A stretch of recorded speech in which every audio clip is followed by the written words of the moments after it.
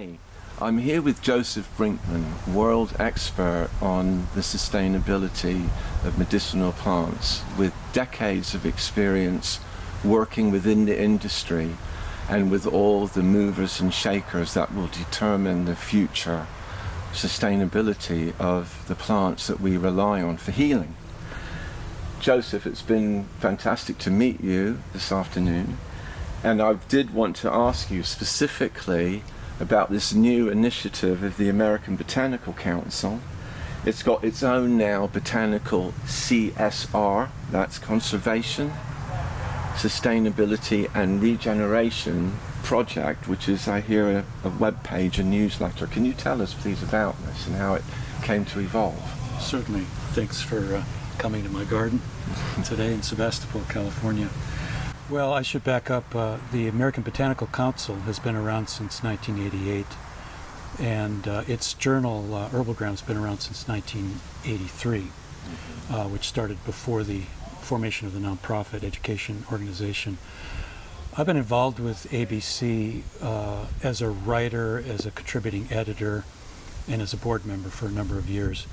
So that's the background leading up to this. The organization has always had publications that looked at different areas of the sciences. Many people will think that ABC's focus has been on looking at the research on safety and efficacy of herbal medicinal products or herbal medicines. But we've also looked at the environmental and social sciences, and for example, in medicinal plant botany and agronomy, ecology. So we have a number of papers over the years that we've published and reports in that area, and what we're doing now is accumulating it into an easy to search, easy to find location in the website, where you can go to this program page and all of the papers that we've written, all of the articles we've written over the years that have anything to do with conservation of medicinal and aromatic plants, sustainable production and trade, are all can be found easily here, along with links to relevant organizations whose missions have to do with preservation of traditional knowledge or conservation, biological biodiversity conservation, and sustainable medicinal plant trade, all of that sort of thing. And so one of the things I'm bringing to it is a newsletter that'll be part of it. We'll upload news as it happens, but we'll send out a monthly newsletter. And a lot of materials come across my desk, and we can get into why that happens. But I see an awful lot of things that come into my inbox that I feel need a lot more reach. Right. And this is a way to do that. Yes. So what I'll be doing, and maybe you do this as well, but a number of the journals, I sign up to get the notices in advance of what's being published. So there are a number of journals, more and more all the time, that are publishing stories looking at climate change models, predictive models of where plants will survive, where they can adapt, climate change adaptation strategies. And so a lot of information from the environmental sciences in particular. And then I look behind the story. I see, well, they're looking at this for this particular region or county, and well, what medicinal plants are growing there, and what are the communities who make their livelihoods from either wild collecting or cultivating? What's the social impact? So it's an opportunity for me to not just say there's a neat paper that was just published, but read the paper, look at it, look at what species are involved in the area and what the trade network looks like, and tie it together with other information so it becomes more immediately relevant to the audience for the American Botanical Council. Someone working in a company, maybe, or an academic who's researching a particular species looks at this and goes, oh, I didn't even realize that species X came from that region. And now I'm reading that they've been having 500-year floods every 2 years there, and the production and trade is disrupted, something along these lines. So I'm looking for what's going on behind the scenes and distill that into common language. My articles in this newsletter are 2 to 4 paragraphs. And it's not just it's not a review of the paper. It'll refer to the paper, but it'll add on other information so that there's more to find out in that 4 paragraphs, with links where you can find out more. So it's an opportunity to make people aware of what's going on.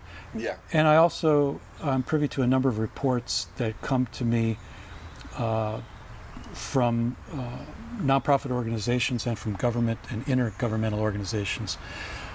For a number of years, and I still am, on a roster of consultants for country projects with different UN agencies.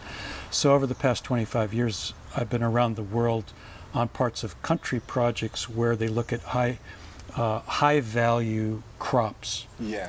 To alleviate poverty, improve livelihoods in rural areas, Yes. and help people understand how to value add, improve quality, and get access to export markets. That's something I've done for UNCTAD and UNDP and UNIDO and in a number of countries. And because of that, I get a lot of reports still sent to me from projects on the ground, and I read them and I go, well, this is brilliant. But who's going to find out about this? Because their intention isn't to broadly publicize these things. Their mission is they'll get a 3 or 5 year funded project. Can we improve the livelihoods in this area? Yeah. Someone like me used to come in and say, oh, you have this, this, and this. There's a market for that if we do this, and then we can matchmake and find buyers in the EU if you can make this quality standard and if it's fair trade and organic. And these are the things I used to do in the field with producers, help them understand how to access markets and make more money in rural areas for being good stewards of the genetic resources and the ecosystems where they live. So I get these reports frequently, and I think, well, this is important information as well. It's they used to actually send bound copies of these things. Now it's all PDFs in a virtual cloud library, but still. I receive them, I read through them, and I say, okay, that project was in Morocco, or that project was in Malaysia, or that was in India. Here are the crops involved.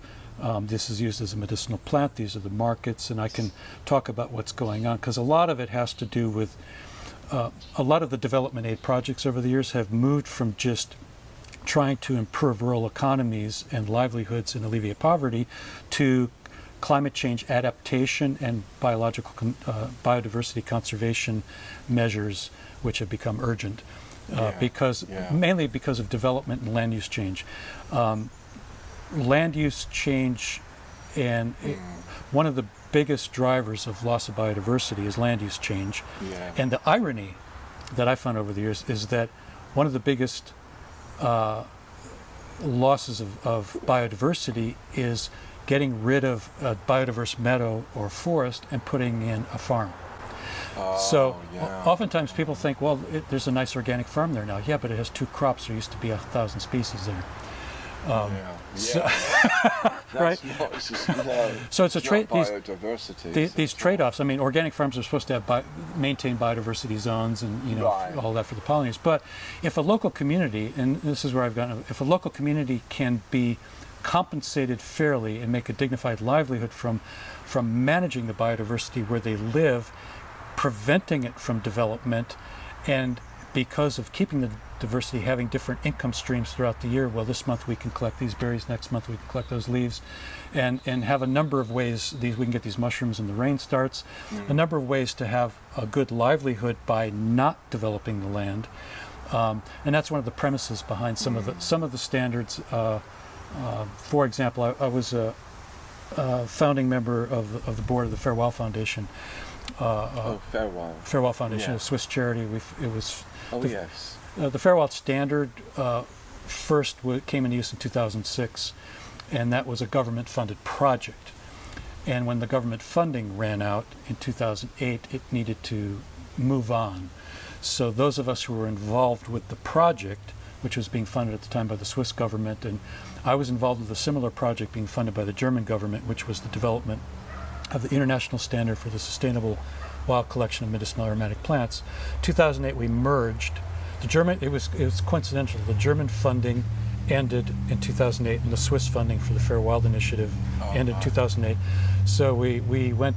The World Conservation Congress that year was in Barcelona, and we decided to go there with representatives from the Swiss and the German governments to hand over the assets or the intellectual property that was the learnings from test implementing those concepts, those standards. And we went to Zurich, some of us, and we formed the foundation and became the owners of the standards. And then we merged the two standards. In 2010, we put out version 2 of the Fair Wild Standard, which merged the ISSC map into it, and started to work with control bodies that could be trained on it to do auditing and to determine if people were implementing it properly, so they could be certified to show that they were maintaining the biodiversity of the area and that they had a rational system for sustainable wild collection. So that's the area I've been involved with, is if you can manage sustainable wild collection and people can make their livelihoods from it, and there's so many things connected to this because of the mass migration of young people over the last 20 years from rural to urban. You have villages that are almost ghost towns now all over the world. But if people see they can stay and live in a really beautiful place and make a livelihood and have markets for it and be doing something good in the world and preventing development and preventing developers and coming in and putting in mines or putting in big, a new city in China. You could go down a road through a rural area one year, and the next year drive the same road and there's a city there. Where'd that city come from? No, I can believe that. And no one's living in it yet. Brand new city, and they're going to build something there, and people will move there and set up factories. So that's the area I've been focused on. So fortunately, at ABC, Mark and I, Mark, the founder of the American Botanical Council, executive director and founder, Mark Blumenthal. I view him as a mentor. He invited me in years ago to participate and start being a writer. So I've been writing for ABC since probably 1999 or so, late 90s. I started writing. First with some book projects, the translation of the expanded German Commission E in 2000. Then the ABC Clinical Guide. In 2003, in the early 2000s after that, there was a need for a continued education course for doctors and pharmacists. So we came with the ABC Clinical Guide to Herbs, where people could get credits for reading it, the chapters, and taking the test on it.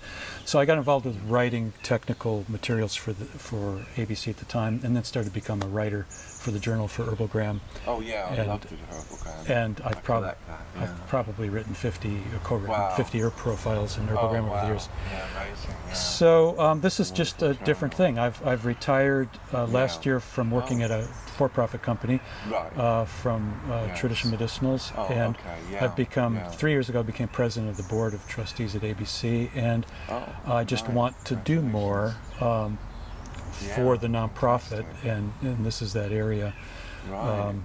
And I've been privileged to get to see firsthand with field work around the world how the medicinal plant scenario, production, processing, and trade works in many, many different countries. So I feel in my older age, I feel now a responsibility to talk about, write about some of the things I've learned. Absolutely, How often will the newsletter come out? We're shooting for monthly, but I think what we'll do is that as it happens, as I write something, we'll upload it, but then at the end of the month, we'll collect everything that was uploaded through the month and then send it out as a single newsletter. Something like that.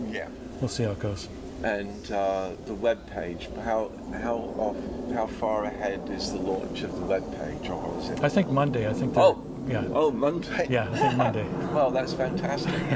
Then will it have universal access, or will there be parts of it that one has to be an ABC member? Parts of it you need to be a member for full access.